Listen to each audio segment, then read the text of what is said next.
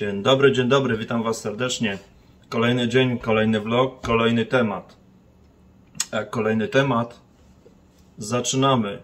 Dziś powiemy sobie troszeczkę na temat tego, co dzieje się tutaj na naszym podwórku, a konkretnie chodzi tutaj o Unię Europejską. Unię Europejską i co za tym tak naprawdę stoi. Czego możemy się obawiać, czego możemy oczekiwać od tego tworu, jakim jest właśnie Unia Europejska. Zaczynamy.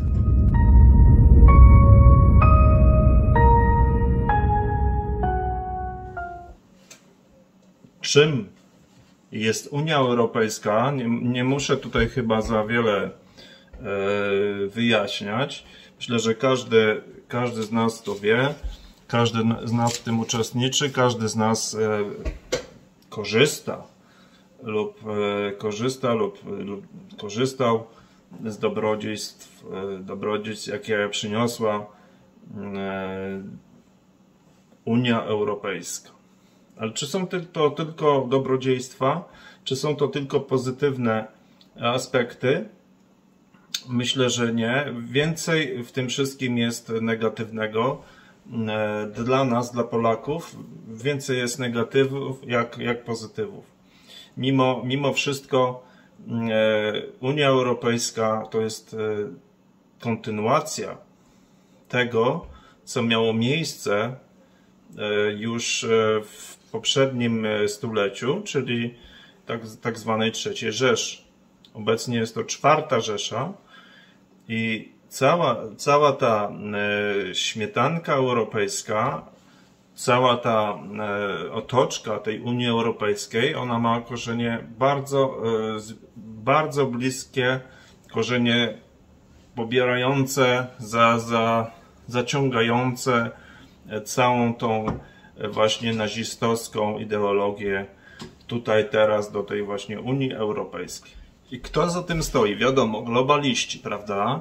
Mówi się ogólnie globaliści, jakiś tam Klaus, jakaś tam Urszulka Wodoleje. Tak naprawdę za tym stoją dużo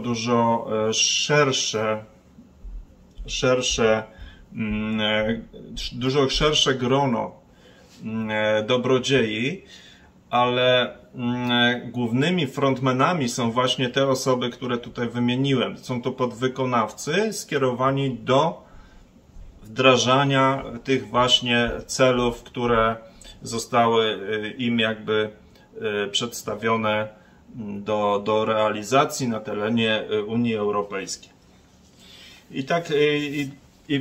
Wracając do tego technofeudalizmu, głównym takim motorem całej tej Unii jest, wiadomo, są Niemcy. Jest państwo niemieckie.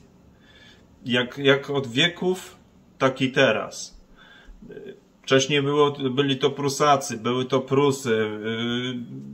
Wiadomo, Niemiec jest zawsze Niemiec. Niemiec jest ten sam. Niemiec ma specyficzne potrzeby. Niemiec ma specyficzny tok myślenia. I tutaj nadal Niemcy wiodą ten główny prym i od Niemiec zacznie się ta cała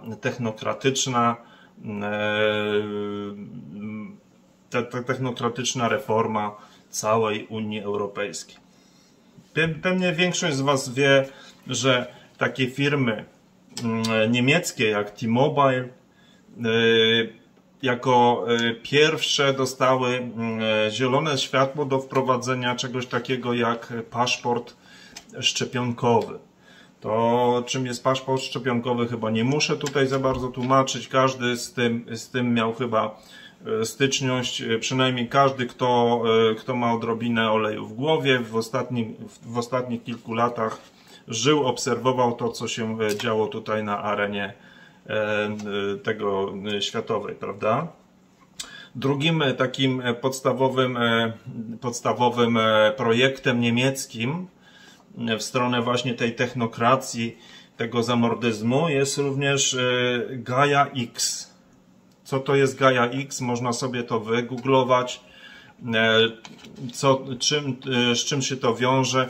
Pokrótce jest to taki system integrujący systemy informatyczne, system, który skupia wszystkie informacje o mieszkańcach, o tym, co się dzieje na terenie Unii Europejskiej. Także również Niemcy tutaj są jakby takim liderem w wprowadzaniu tego systemu Gaia X. Obecnie Unia Europejska jest takim głównym oczkiem w głowie, towarzyszy właśnie z globalistów, z tego klubu rzymskiego, podwykonawców tutaj klubu rzymskiego. I tu właśnie na terenie Unii Europejskiej w najbliższym czasie będą testowane wszystkie nowe pomysły, które z czasem, wiadomo, będą przenoszone na dalsze, na inne zakątki świata, ale w tym czasie, w najbliższym czasie Unia Europejska będzie właśnie takim poligonem do wprowadzania tych różnych technokratycznych wymysłów. I ten technofeudalizm, który ma zostać zainstalowany w Unii Europejskiej, on ma jakby rozlać się dalej na inne kraje, inne regiony świata, typu przyjmijmy Kanada, czy też Australia, czy też inne pod butem właśnie klubu rzymskiego, tak? Także tutaj możemy w tej chwili w Europie obserwować najnowsze jakieś trendy, które będą jakby oferowane w późniejszym etapie w innych częściach świata. I cała ta pułapka, cała ta technika niemiecka jest oparta na tym, aby manipulować Polakami. Całą winę zwala się na Rosję, prawda? A kto jest głównym beneficjentem tego? Niemcy. Niemcy, jak najbardziej Niemcy. Tu też jeszcze następnym takim punktem będzie Białoruś, która również jest na celowniku właśnie Niemiec, żeby wpadła w sidła niemieckie. Także Polacy, przykładając swoje 5 groszy do tego, żeby Białoruś pozbawić swojej suwerenności, wepchnąć ją jakby w sidła, w sieci niemieckie, historycznie bardzo dużo za to zapłacimy. Naprawdę bardzo dużo za to zapłacimy jako naród polski. Jeżeli w ogóle jeszcze możemy mówić o tym, że to jesteśmy jakimś tam krajem czy narodem, bo od kilku lat to jest tylko i wyłącznie umowne, jakieś takie umowne stwierdzenie czy umowny termin Polska. Następna sprawa to jest, którą chciałbym tutaj poruszyć, jest to tak zwane wynarodowienie. Wynarodowienie narodów, czyli tych krajów na terenie właśnie przynależnych, czy tam leżących na terenie tutaj Europy, obecnie Unii Europejskiej. O co tu chodzi? Chodzi tu przede wszystkim o to, żeby zniszczyć całkowicie tożsamość narodową. Tożsamość narodową danego kraju, tożsamość narodową mieszkańców danego kraju, żeby to wszystko jakby troszeczkę przyciemnić. Po to są właśnie ci też uchodźcy, ci ciemnoskórzy uchodźcy, żeby to wszystko lekko było przyciemnione. Także tutaj widzimy różne działania, ale najważniejszym działaniem, jakie podjęła tutaj, właściwie Niemcy podjęli, bo oni są tutaj głównym mózgiem tego całego przedsięwzięcia czwartej Rzeszy, jakim jest Unia Europejska, to jest stworzenie wspólnej armii europejskiej. Dlaczego? A to jest bardzo proste. Dlatego, że wspólna taka armia mogłaby posiadać zasoby i atomowe, większe zasoby, prawda? Niemcy po II wojnie światowej, oni też są w jakimś stopniu pilnowani na arenie światowej. Bo wiadomo, I wojna światowa Niemiec, II wojna światowa Niemiec. Teraz cały projekt Unii Europejskiej Niemiec. Więc tutaj całe środowisko światowe no jest jakby soczewkowane właśnie na Niemczech, co w pewnym sensie utrudnia Niemcom rozbudowę pełnego potencjału militarnego, włącznie z takim potencjałem typowo nuklearnym, prawda? Ale omijając to w ten sposób, że będzie to Unia Europejska, prawda? Będzie to Unia krajów, kilkanaście krajów, tak? Będą wtedy mogli posiadać nawet broń atomową, tak? Więc tu Niemcy już poczynili pewne kroki, czego przykładem jest połączenie armii holenderskiej bodajże z Bundeswehrą, tak? Czyli tu już się zaczyna dziać i dlaczego? To, co się dzieje obecnie w mediach, w niemieckich mediach na terenie Polski, bo większość mediów należy właśnie do Niemców, prawda? To pompowanie tego zagrożenia idącego od wschodu na nas, czyli wiadomo, Rosja atakuje z prawej, atakuje z lewej, wojska już stoją na granicy i tym podobne rzeczy, to jest celowe działanie właśnie niemieckie po to, żeby wywołać w tych krajach takich jak Polska, kraje nadbałtyckie, włącznie z krajami, które chciałyby przystąpić do tego nieszczęsnego NATO, takich jak tam Szwecja czy Finlandia, wywołanie w nich odpowiednich nastrojów wśród tych społeczeństwa, żeby to społeczeństwo przyjęło potrzebę mobilizacji, potrzebę wydatków, zwiększenia wydatków na armię i przede wszystkim potrzebę jakby zintegrowania tej armii w armię europejską. Czyli integrując przepisy, integrując możliwość na przykład służenia w armii bez obywatelstwa, nie wiem, niemieckiego w Bundeswehrze i w ogóle, żeby można było spokojnie po prostu tego dokonać, trzeba było wywołać sztuczne emocje w ludziach.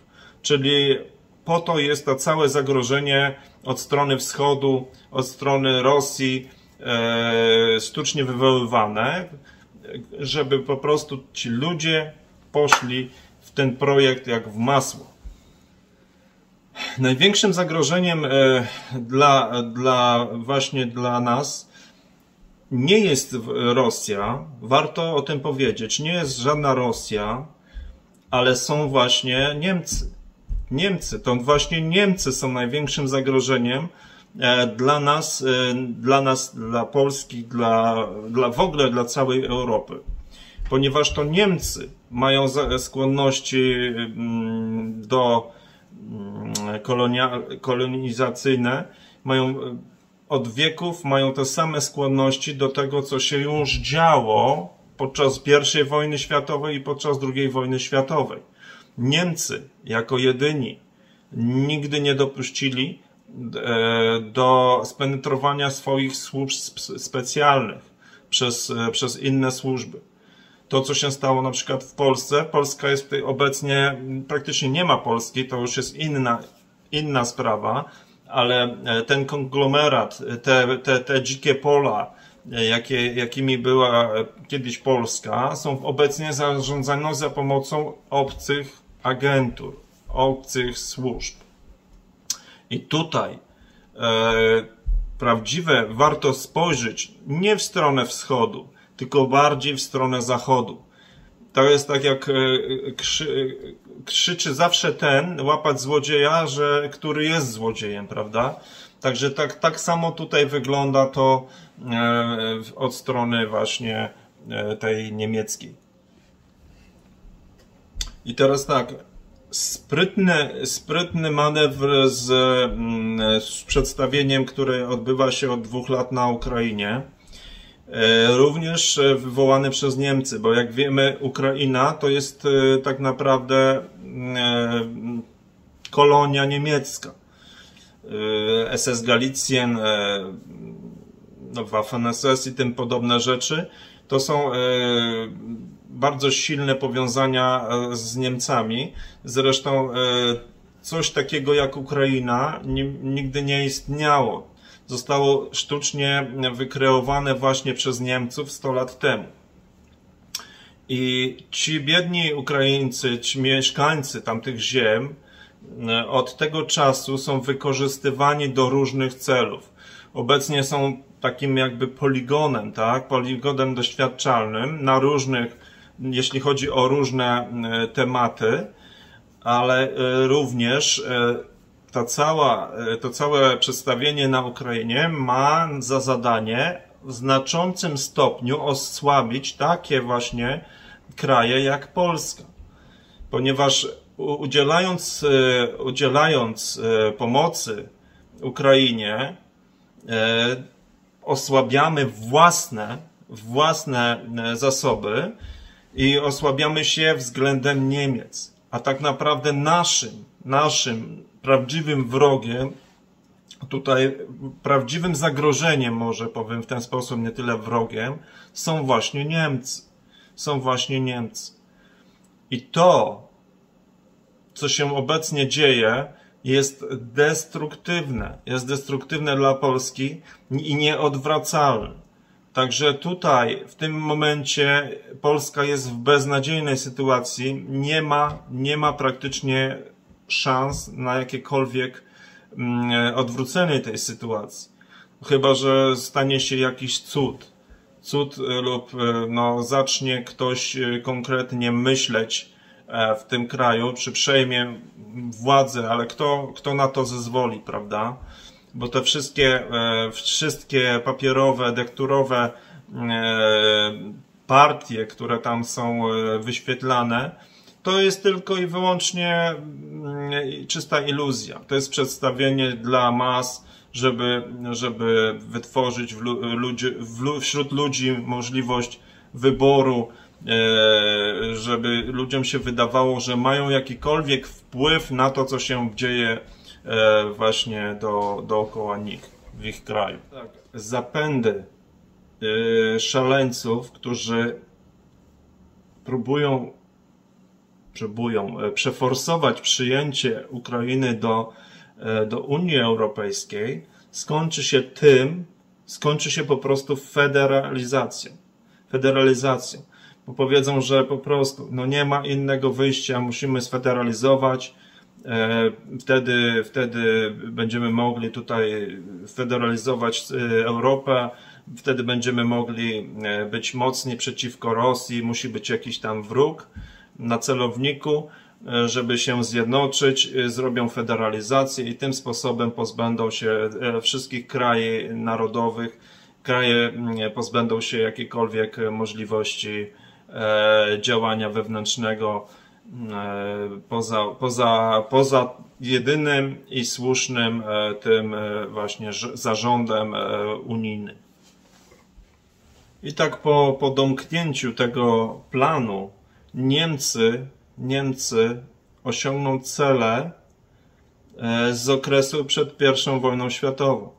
Także tak to będzie miało miejsce, tak? Także takie są plany i tak najprawdopodobniej będzie. Myślę, że za naszego tutaj życia będziemy świadkami ciekawych zmian na terenie właśnie europejskim, kontynentu europejskiego, kolejnych ciekawych zmian. Europa generalnie jest kontynentem, w którym te zmiany dzieją się dość często. Nudzić się tam nie można, ale no, są to czasami zmiany tragiczne, a czasami są to zmiany no, na jakieś tam lekkim, pozytywnym aspektem. I to by było na tyle, moi drodzy. Dziękuję serdecznie za wysłuchanie. Dziękuję za uwagę. Zapraszam do następnych vlogów. Serdeczności. Bywajcie w zdrowiu. Do usłyszenia.